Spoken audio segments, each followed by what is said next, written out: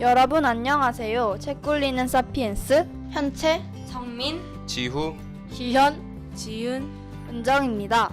오늘 굴릴 책은 파리대왕입니다. 무인도는 불시착한 소년들이 살아가는 터전이자 어른들이 없는 자유로운 곳이기도 해요. 어른들이 없다는 사실이 소년들에게 어떤 영향을 미쳤는지 이야기해 주세요. 저는 어른이 없다는 사실이 소년들이 무질서해지는 데 영향을 끼쳤다고 생각해요. 어른과 함께 있을 때는 정해진 법과 규칙의 틀 안에서 생활해야 했어요. 그러나 무인도에서는 아이들이 직접 규칙을 만들어야 했으며 자신들이 만든 규칙이기 때문에 어기는 것이 전보다 쉬워졌어요. 어른들은 규율을 정하고 그것을 따르도록 지도하는 소년들의 보호자예요. 그런 어른들이 없어지자 소년들은 통제로부터 자유롭게 되죠. 그들은 스스로 규율을 정하지만 규율을 어기기도 쉬워졌고 그로 인해 갈등이 발생하기도 해요. 그래서 렐프는 문명으로 복귀하고 싶어 하지만 잭은 자유를 만끽하며 자신의 본능을 표출하는 모습을 보여요. 전 어른들이 없었던 것이 아이들이 본능에 충실하게 된 이유라고 생각해요. 왜냐하면 어른들은 인생을 더 많이 살고 더 많이 아는 사람으로서 아이들을 지도하는 역할을 하기 때문이에요. 그런 어른들이 없다면 아직 성장하지 못한 아이들이 본능에 충실하게 행동할 수밖에 없기 때문에 아이들이 점점 야만적으로 행동하게 되는 것은 어른이 없기 때문이라고 생각해요.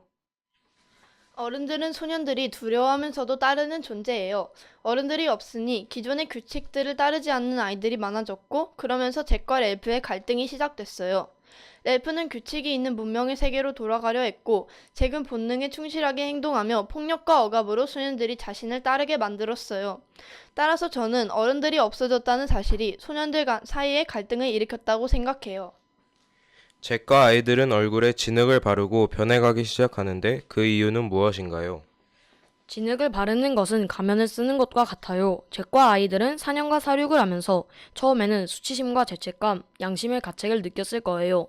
하지만 가면을 쓰자 양심이나 죄책감으로부터 해방감을 느꼈고 자신들이 행하는 잔혹성과 폭력성을 정당화하게 해요. 덧붙여서 말하자면 이 아이들은 마치 지킬 박사와 하이드의 선한 본성을 상징했던 지킬과 악한 본성을 상징했던 하이드처럼 진흙을 바르면서 자신은 완전히 다른 인격체가 되는 것이라 생각했던 것 같아요. 그래서 악한 본성에 맞추어 본능에 충실한 행동을 했다고 생각해요. 다정하고 신중한 사이먼이 죽음에 이르게 된 이유는 무엇인가요?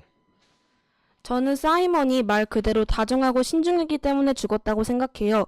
잭은 아이들에게 산 위의 시신이 사실 무시무시한 짐승이라며 아이들을 겁주어 복종시키고 독재를 했어요.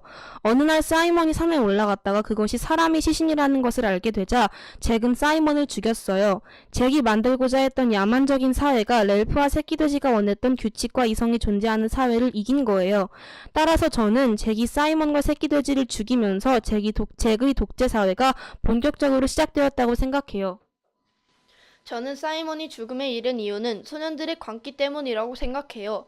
다 같이 모여 사냥을 기원하면서 이상한 춤을 추고 노래를 부르는 것은 일종의 의식이 되어버렸고 소년들은 그런 의식이 불러일으키는 광기에 사로잡히게 되었어요. 따라서 때마침 등장한 사이먼을 짐승인 것처럼 착각하고 잔인하게 죽였어요. 사이먼이 죽게 된 또 다른 이유는 그가 산꼭대기 짐승의 정체를 알아버려서 잭이 권력을 유지하는 데 불리해지는 상황이 되었기 때문이에요. 사이먼이 잭이 만든 허상의 정체를 알아내자 잭은 사이먼이 그 사실을 다른 사람에게 알릴까봐 그를 잔혹하게 죽여요. 사이먼이 죽은 이유는 소년들이 춤에서 오는 광기에 빠져 짐승으로 착각했기 때문인 것도 있지만 잭이 사이먼을 죽이기 위해 의식을 일부러 집행했기 때문이기도 해요. 아이들이 짐승의 존재를 믿고 이상한 의식을 치르게 되면서 이러한 행위가 일종의 종교의식처럼 변하게 돼요. 이때 짐승의 정체를 밝히는 것은 아이들의 종교를 모욕하는 것과 같은 행동이에요. 사이먼은 그 종교를 이끌어 소년들을 결집시키려 했던 잭의 의도와 어긋나는 행동을 보였기 때문에 짐승으로 몰려 죽었어요. 렐프와 잭의 리더십에 대해서 비교하여 설명해 주세요. 렐프는 활기차고 리더로서의 책임감이 있으며 상식과 이성을 지키는 문명인이에요. 하지만 리더로서의 렐프는 잭을 통제하지 못해요. 그렇게 아이들이 하나둘씩 잭의 편으로 넘어가게 돼요. 잭은 아이들에게 꼭 필요한 존재였어요. 봉화를 지키고 오두막을 짓는 것보다 아이들에게 중요했던 것은 그들에게 닥친 생존의 문제였어요. 그래서 아이들에게 멧돼지를 잡아서 나누어주는 잭이 더 필요했고 중요했어요. 아이들은 당장은 잭의 리더십에 끌릴 수밖에 없었지만 장기적으로 보면 렐프의 리더십이 더 중요해요. 사람까지 사냥하면서 권력을 지키려고 하는 잭은 진정한 리더의 모습이 아니에요. 우선 렐프의 리더십은 민주주의를 지향했다고 생각해요. 그는 서로 의견을 나누고 타협하고 토론을 거쳐 의사결정하는 것을 좋아했어요. 하지만 잭에게 사냥할 수 있는 권리를 주고 때때로 카리스마가 부족하고 우유부단한 모습을 보여 무인도의 질서가 무너질 빌미를 주기도 했어요. 그러나 구조를 위한 끊임없는 노력을 했고 새끼돼지 같은 조력자도 있었어요. 반면 잭은 카리스마가 넘치고 아이들의 마음을 알며 그것을 이용하여 아이들을 유혹할 줄 알았고 권력을 위해서라면 사람을 죽이는 일도 서슴지 않았어요. 저는 잭의 리더십보다 렐프의 리더십을 더 높게 평가해요. 물론 아이들의 마음에는 잭의 리더십이 당장 훨씬 더 와닿았겠지만 잭이 리더의 자리에 오르기까지 저지른 수많은 사륙과 살인은 윤리에 어긋나요. 저는 렐프의 민주적인 리더십이 바람직하다고 생각해요. 잭은 리더십이 아니라 독재를 하기 위한 권력 욕을 가졌다고 생각해요. 렐프가 새끼돼지라는 지식인을 조력자로 두고 있었다면 잭은 로저를 조력자로 두고 있었는데 로저는 폭력적이며 무자비한 방법으로 아이들을 죽이기도 했어요. 저는 조력자도 리더의 리더십에 영향을 끼친다고 생각하며 리더들의 판단력에 따라서 좋은 리더인지 아니면 독재자인지에 대해서 판단할 수 있다고 생각해요. 렐프는 결과적으로 아이들의 마음을 얻지 못했지만 아이들을 존중하였고 회의라는 민주적 방식을 통해 아이들을 이끌려고 했어요. 또 아이들의 리더가 되어 봉화를 지켜 무인도 탈출이라는 목표를 위해 노력했어요. 반면 잭은 사냥으로 얻은 음식 등으로 아이들의 환심을 사서 자신의 편으로 만들었어요. 잭은 독재자가 되려 했고 어른들이 없는 상황을 즐기며 아이들을 선동하여 경쟁자를 죽이려 하기도 했어요. 잭이 무인도라는 공간에서 당장은 아이들의 마음을 더 잘 사로잡긴 했지만 길게 보면 봉화를 지키는 것이 생존에 더 나은 선택이에요. 따라서 저는 렐프의 지도 방식이 더 옳았다고 생각해요. 렐프의 집단에 속해 있던 아이들이 잭의 집단으로 옮겨간 이유를 말해주세요. 본인이 이런 처지에 있다면 어느 쪽을 선택할 것인지 말해주세요. 저는 렐프 집단에 속해 있던 아이들이 잭의 집단으로 옮겨간 이유는 렐프의 미래지향적인 태도가 마음에 들지 않았기 때문이라고 생각해요. 봉화를 피워서 나타난 성과는 아무것도 없었지만 그에 반해 잭의 멧돼지 사냥은 아이들에게 당장의 식량을 제공해 주었어요. 제가 그런 처지에 있다면 잭의 집단에 가서 멧돼지 고기를 먹었겠지만 잭이 집단이 저지르는 잔인한 행동에는 협조하지 않았을 것이에요. 전 렐프의 집단에 있었던 아이들이 잭의 집단을 옮겨간 이유는 잭이 내세운 사냥, 의식 등 본능에 충실한 요소들 때문에 옮겨간 것이라고 생각해요. 만약 무인도에 어른들이 있었고 아이들이 좀 더 이성적인 판단을 할 수 있었더라면 당연히 렐프의 집단에 머물러 있었겠지만 이 섬에는 아이들을 통제할 어른이 없었고 악한 본성을 통제할 규칙이나 규율도 없었어요. 따라서 아이들은 원래 목표였던 탈출보다는 잭이 내세우는 본능에 충실한 삶에 이끌릴 수밖에 없었어요. 제가 만약 이런 처지에 있었더라면 저도 어쩔 수 없이 잭의 집단을 옮겨갔을 것이라고 생각해요. 인간이 생존 본능도 있지만 사회적 규칙이 없다면 저 자신도 통제 불가의 상태에 이르렀을 것이라고 생각해요. 아이들이 잭의 집단에 옮겨간 이유는 악에 끌렸고 쾌감을 느끼고 싶었기 때문이에요. 인간의 본성에서 그 이유를 찾아볼 수 있어요.